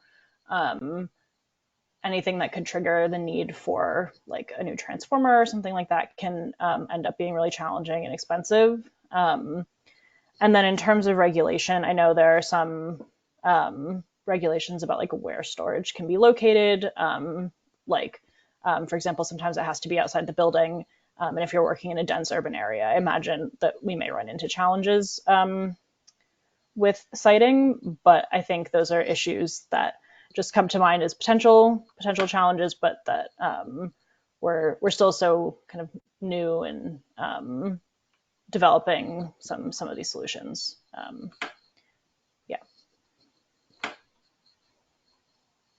Yeah, I can say a lot of our experience at Clean Energy Group providing support to folks trying to develop projects in urban areas, depending on what the city is.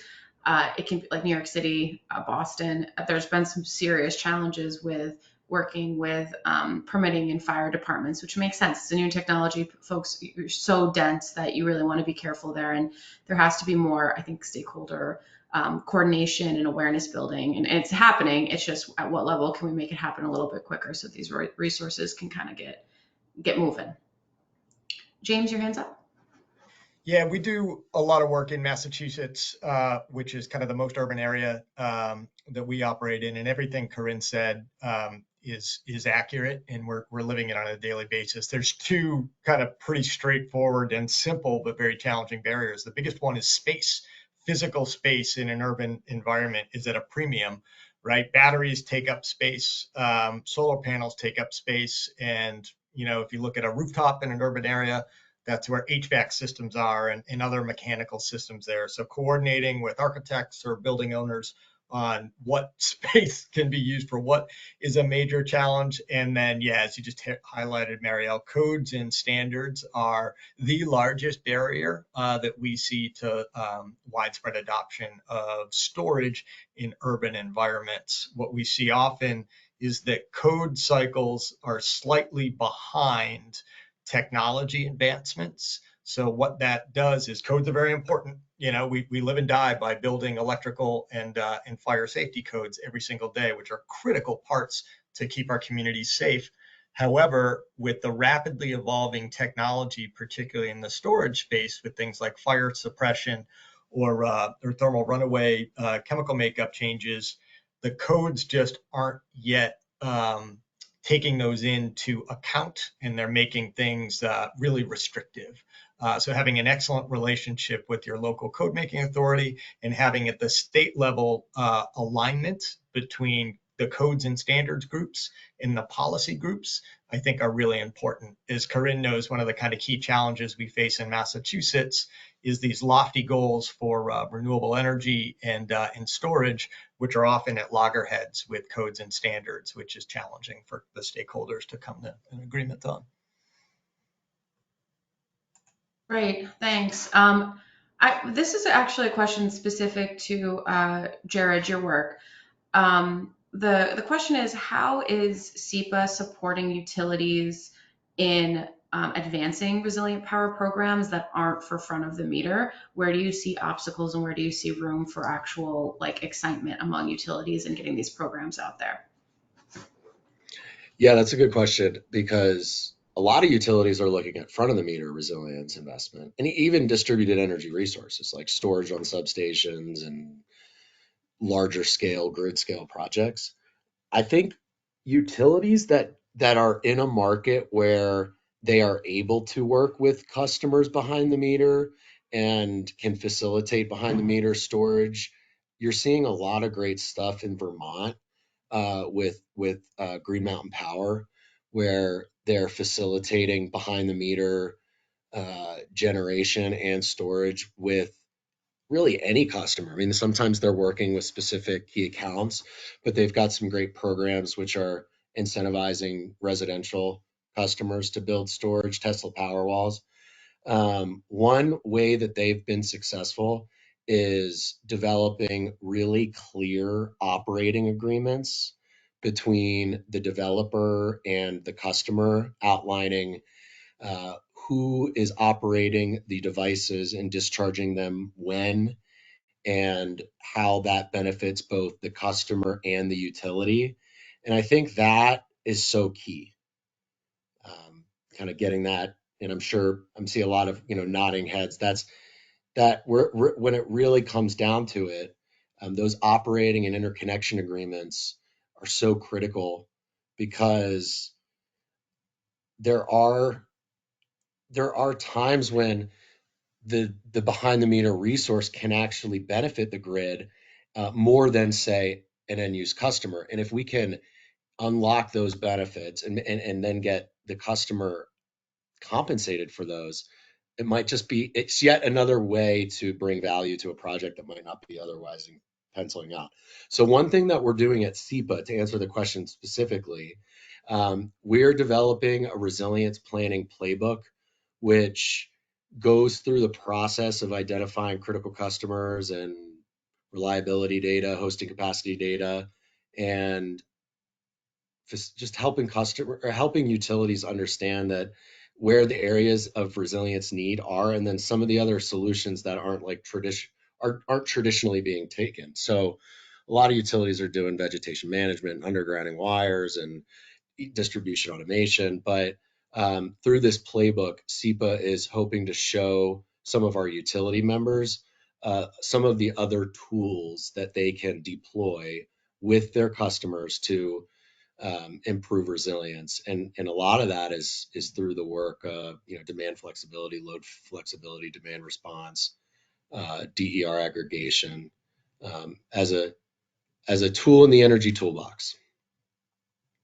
I hope that answers your question. I thought it was helpful, so yes. This question I'm going to kind of pose to everyone, so just raise your hand. And it's in terms of financing. So what's an effective financing mechanism that you think exists for solar and battery storage installation that actually is like beneficial or usable for a low income or historically disadvantaged community? And how have you seen it work? I'll say on our end, a lot of the projects that we see through our technical assistance fund that are like financed the most successfully are with folks that either are a community development financing institution or have a relationship with one. Oftentimes they already have the partnership and they have an easier way of accessing finance, and less through existing programs, although I think that's changing. So it'd be great to hear if anyone has experience. We did highlight on-bill financing as part of the landscape analysis for a way that households can access solar and battery storage, and some low-income households, although there are issues there with credit checks and things like that. But if anyone has an example of a financing program that they've seen work, even if it's only for specific cases, that would be helpful.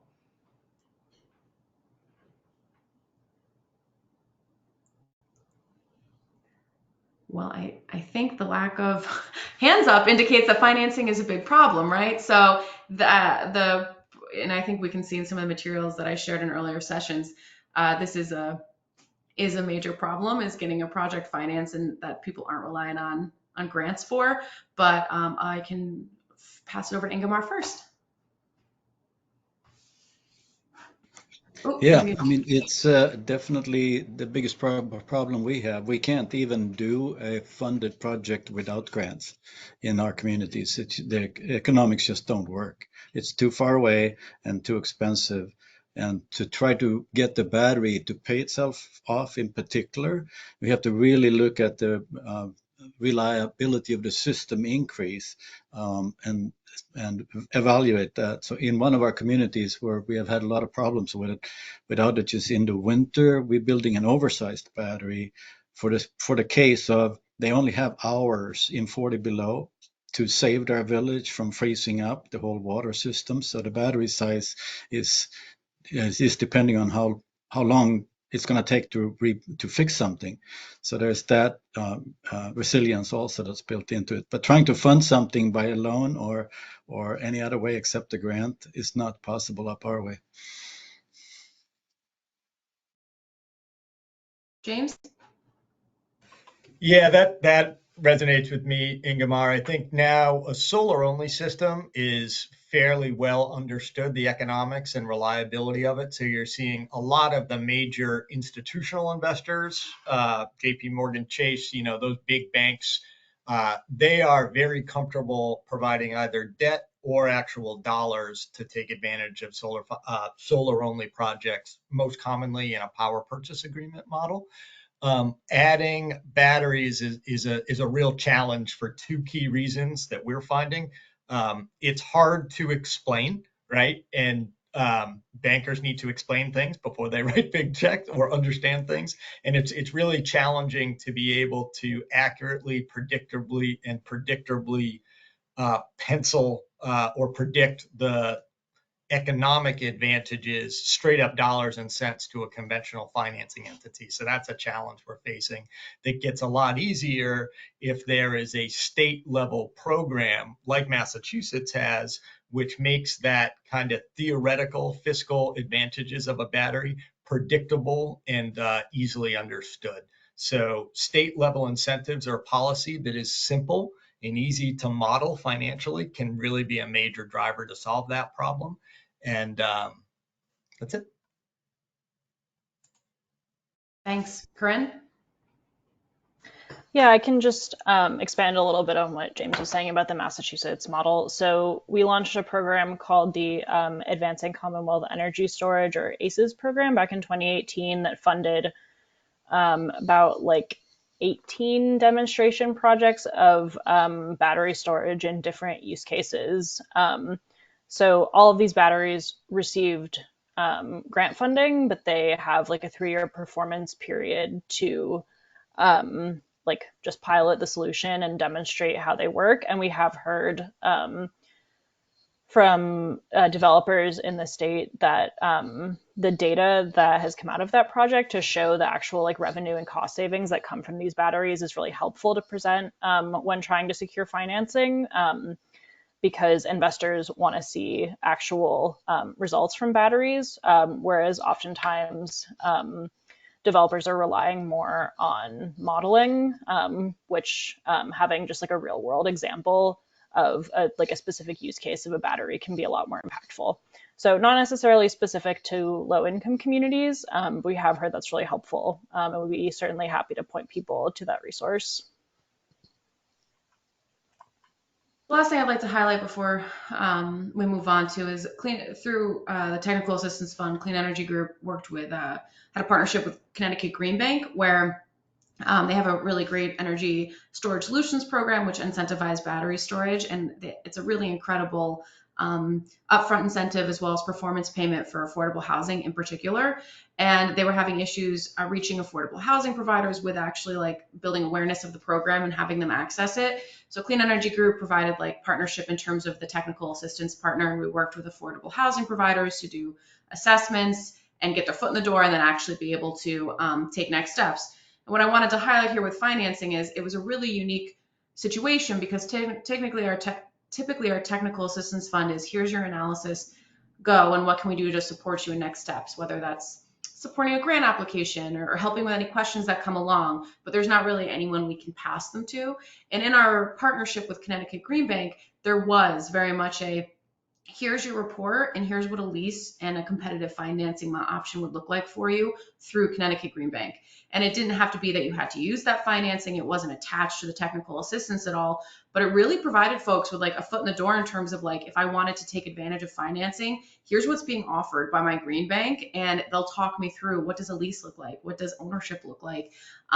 They double checked the incentives and made sure that they were on the best rate to get the best amount of money. I mean, it was really like not just a checking, kind of crossing the T's, dotting the I's of the actual incentive structure that was reported on, but it was going an extra mile and actually giving them an opportunity of this is what financing would look like. And oftentimes it was competitive or below market rate. So I think that partnership there is a really good example of how you can tailor technical assistance and financing to be able to meet the needs of like a niche specific type of organization, because oftentimes financing isn't one size fits all. And especially for institutions that serve low-income communities, they're going to need something that's tailored to how they work and what they can provide. Great, so we have 10 minutes left. I'm going to ask, this question has come up a lot, which is, there's a lot of federal dollars, and has anyone here either worked with a community organization that has tried accessing it? And what are kind of your experience in terms of grant programs that are easily accessible for capacity constrained organizations, or grant funding streams that you've had success applying for? Kind of what are some examples, and what would be your recommendations if you're interested in looking into federal dollars as a community-based organization or working with one?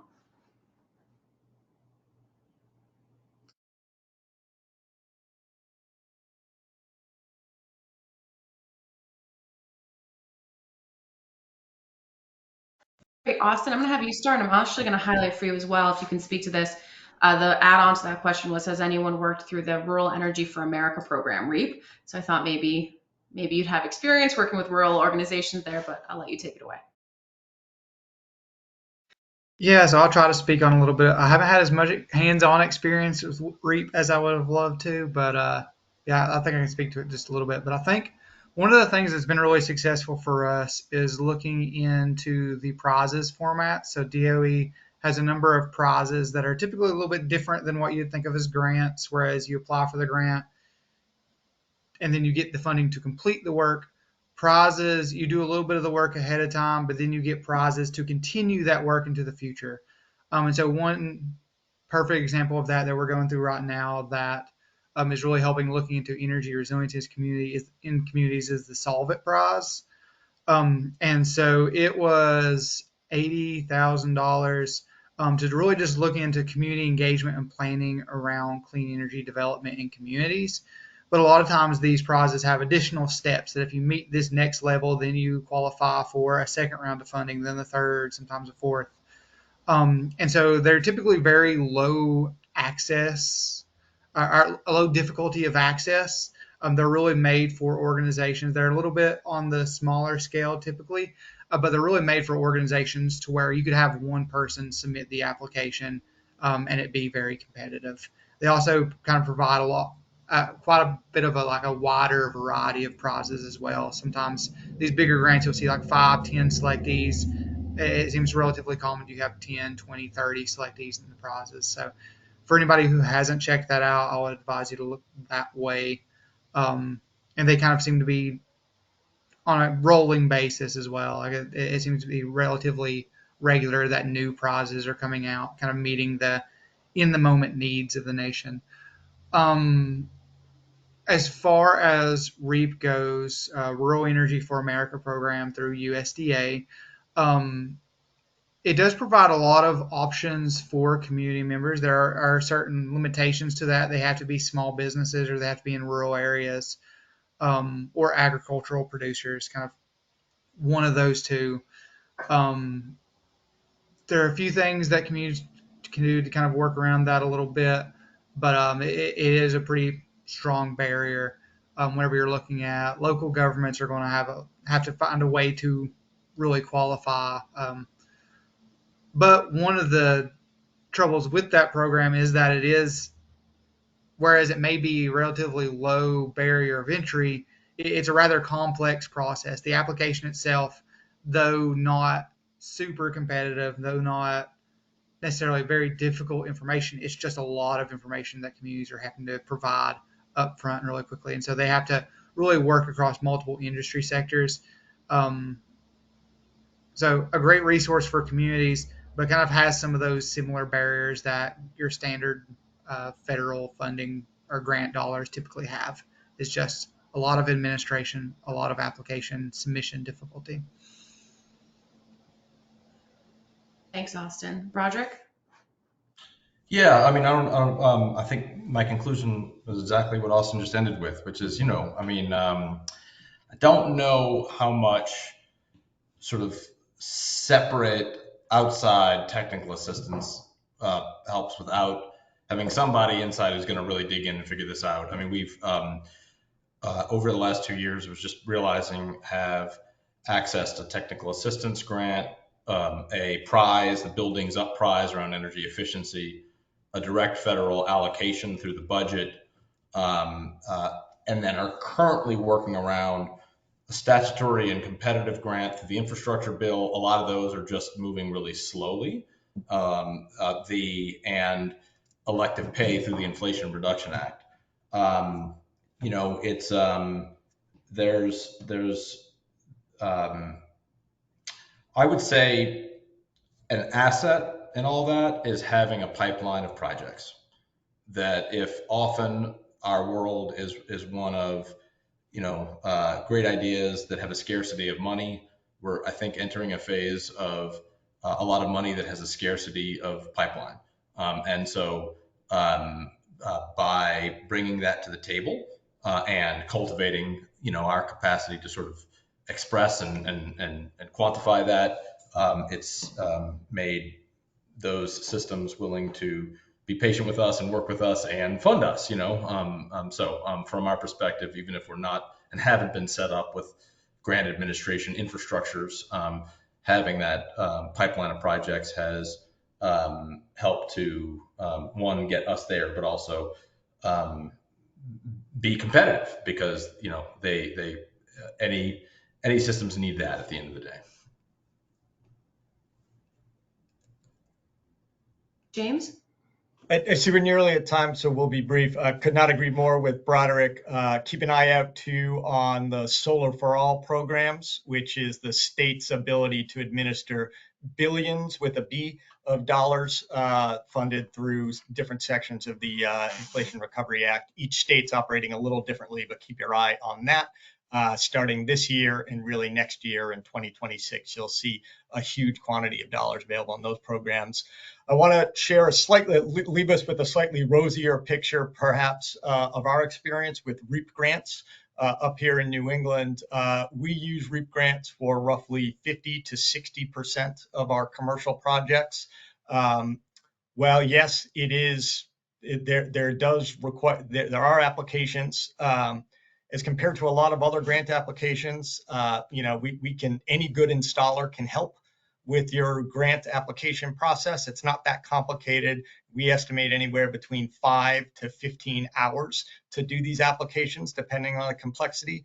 And that will buy you 50 to 75% of the total project's cost, assuming it's a good project and the economics make sense. So that's a really good investment from my perspective.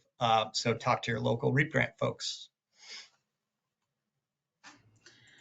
Well, on that, we're on our last couple minutes here. Someone brought up the Solar for All, so I wanted to highlight that Clean Energy Group is part of the Community Power Coalition, which is the Powering America Together program, which was selected for a just shy of $250 million award under the EPA's Greenhouse Gas Reduction Fund Solar for All program. And it'll be focusing on the benefits of community solar models in partnership with low-income and historically disadvantaged communities. Clean Energy Group's role will be specific to technical assistance for community solar being paired with battery storage and what does that look like. So we'll keep you on the loop for how that goes. But with that being said, I know there are a bunch of questions I didn't get to. I encourage you to reach out to me directly, and I can always send this to our partners with your questions. And thank you so much to the Equitable Solar Communities of Practice core team for the resilience team. I really appreciate you all being here, contributing to the presentation and our Q&A. So thank you again, everyone, for joining, and have a great rest of your day. This recording will be available and shared to everyone shortly. Bye.